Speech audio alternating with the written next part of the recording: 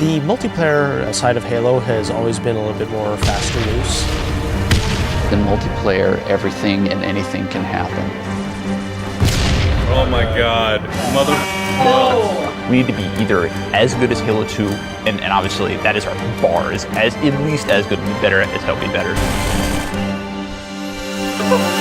Enjoy your walk back to the beach.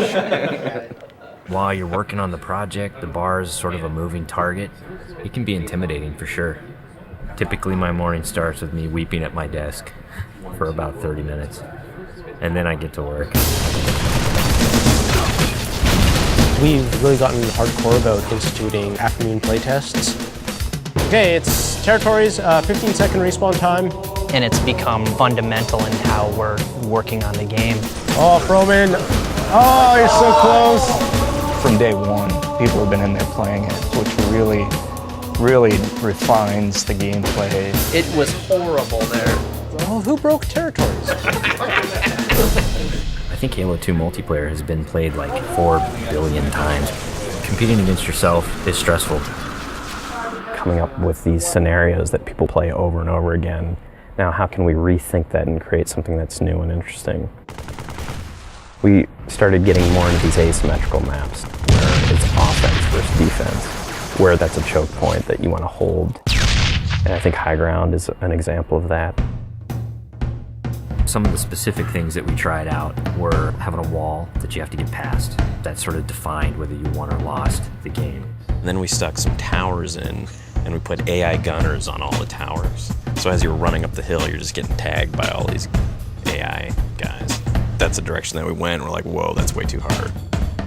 In this version, the wall is actually perpendicular to the hill. And in the final version of High Ground, that wall has been rotated 45 degrees because it had 2 turrets up here as well as 2 turrets in the other tower. So there was a lot of firepower coming down on the hill. That got all simplified into 1 turret actually right above the gate, which we felt was not as brutal to the attackers. It's pretty obvious to us when we start working on these maps that they have to be fun for the 100th and the 200th and the 1000th time. You weren't figuring out the switches in the doors? Yeah, the glows are like, you want to walk up and fight. Watching people run through your map challenges a lot of the assumptions you made about it. Like, oh, I think people will use this hill for sniping, and then no one uses it. Then you get great comments like, this map sucks, I hate this spot, I hate you.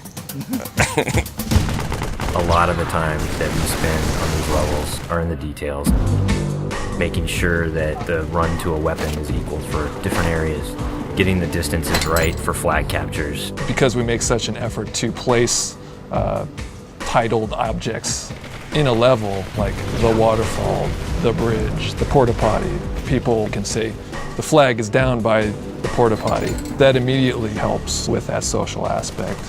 Don't tell them about the porta potty.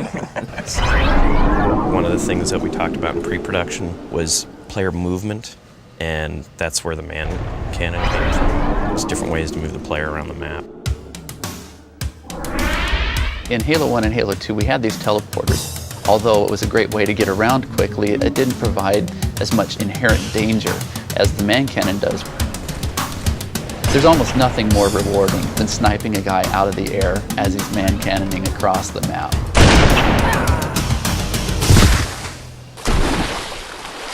Whatever weapon that you start off every round with is going to really affect the decisions you make. There's this thing we didn't really identify in Halo 2, that if you spawn everybody with a dual-wieldable weapon like the SMG, it changed the game. People stop meleeing and people stop grenading because when you're dual-wielding, you can't do either of those. One of our weapon modelers, Tom Doyle, said, hey, this is a great chance to bring back the assault rifle from Halo 1.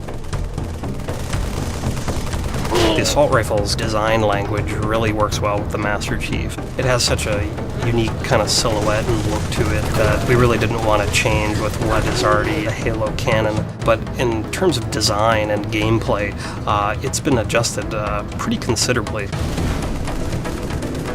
The weapon has a kind of a shallow clip, so it came down to how best do I use my melee attack, or how best do I use my grenades in order to tip that fight a little bit over in my favor. The assault rifle works really well with the golden three things of Halo, which are weapons, grenades, and melee. The different kind of weapons that you get to use now, the way that they're balanced against each other, the way the weapons are placed on a map, it brings a certain something to the map that just makes it play right. You have a situation which is very common, two guys get into a fight. Is there a way to mix that up? Say you start getting hit by a battle rifle from behind. Let's say you have a bubble shield, you drop it, all of a sudden you're completely shielded from this guy who's firing on you. Or you have a trip mine and you realize a warthog is barreling towards you. You deploy the trip mine at the last second. And yes, you die, but you take out those damn bastards that just ran you over. When you are done as a group playing together, the first thing you want to do is talk about it. Every game you play, you're going to be having a save film that you can stop time,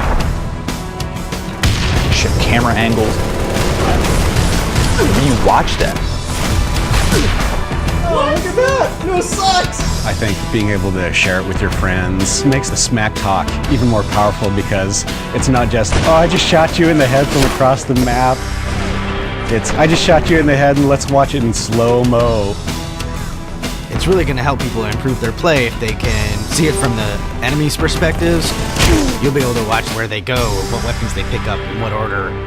We've done a lot of paper, we have all the specs, but there's a significant part of that that's not yet finished. The big challenge ahead of us now is to make sure that we get everything that we can in the game.